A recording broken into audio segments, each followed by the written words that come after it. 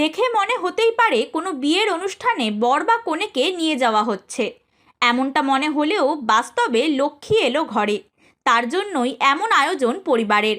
হাসপাতাল চত্বরে সাজানো গাড়ি, ব্যান্ড, তাসা নিয়ে রীতিমতো বরণ করে নিয়ে যাওয়া হলো লক্ষ্মীকে। আসলে কন্যা সন্তান হওয়ার আনন্দেই আত্মহারা উত্তর ২৪ পরগনার হাবড়ার মাহাতো পরিবার।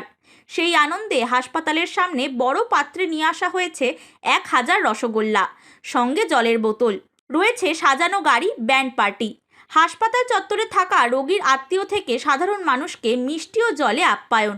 শেষে গাড়ির দিকে ফুটফুটে কন্যাকে নিয়ে এগিয়ে যান জনি মাহাতো ও সদ্য মা হওয়া লিপিকা মাহাতো, সঙ্গে পরিজনেরা। ব্যান্ড তাসা সহকারে সদ্যজাতকে বাড়ি নিয়ে গেলেন তারা। আসলে কন্যা সন্তান হওয়ার আনন্দেই ওই দম্পতি ও পরিবারের সদস্যরা আনন্দে আত্মহারা হয়ে গিয়েছিলেন। কিন্তু শ্বশুরবাড়ির লোকেরা এত কিছু কাণ্ড ঘটিয়ে বসবেন তা ঘুণাক্ষরেও টের পাননি লিপিকা। আমার মেয়ে হয়েছে, তাই এত আনন্দ, এত অনুষ্ঠান, যার জন্য ওখানে তো অনেক কিছু হয়েছে, আপনারা দেখতে গিয়েছেন। সবকিছু আমার শ্বশুরমশাইয়ের জন্য।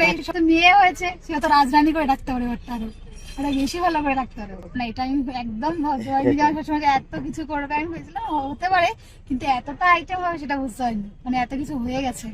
ছেলেদের থেকে মেয়েরা কোনো অংশে কম নয়। শিক্ষা, চাকরি সমস্ত দিকে এগিয়ে চলেছে। সমাজে কোনো বিভেদ রাখা উচিত নয়। দেশের রাষ্ট্রপতিও একজন মহিলা। মেয়েদের যত্ন নিতে হবে, এই বার্তা দিতেই এমন আয়োজন বলে জানান লিপিকার পরিজনেরা। নাতনিকে বরণ করে এই জন্য নিচ্ছি যে মেয়ে যদি কারোর হয় তাতে অবহেলা কেউ না করে। ছেলে মেয়ে সমান, এবং মেয়ে আগিয়ে আছে, ছেলের থেকে আগিয়ে আছে। কিন্তু আগে পেত লক্ষ্মী ভান্ডার, এখন অন্নপূর্ণা ভান্ডার, এদের জন্য সব সুবিধা দিয়েছে সরকার। অর্থাৎ এই জন্য আমি চাইছি, পড়াশোনার জন্য তো একজন বিশেষ সবকিছু দিয়ে সবকিছুই ভালো। এখন এখন সবকিছু ভালো।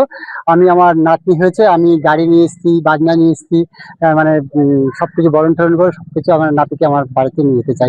মা লক্ষ্মী। ছেলেও একটা সন্তান, মেয়েও একটা সন্তান, কিন্তু মেয়ে বলে যে তাকে অবহেলা করবো সেটা আমরা কখনোই করতে চাই না। মেয়েকে যে এই চোখে দেখবো, ছেলেকেও ঠিক সেই চোখেই দেখবো। এখন ছেলে মেয়ে একসাথে চলছে, ছেলে যে কাজটা করতে পারে মেয়েও ঠিক সেই কাজটাই করতে পারে। অনেক ক্ষেত্রেই দেখা গিয়েছে কন্যা সন্তান হওয়ায় পরিবারের লাঞ্ছনা গঞ্জনা জুটেছে মায়ের, অনেকের সংসারও ভেঙেছে। তবে ব্যতিক্রমী এই পরিবারের ভূমিকায় খুশি হাসপাতাল চত্বরে থাকা সাধারণ রোগীর আত্মীয়রাও। Bureau report, Hindustan News point.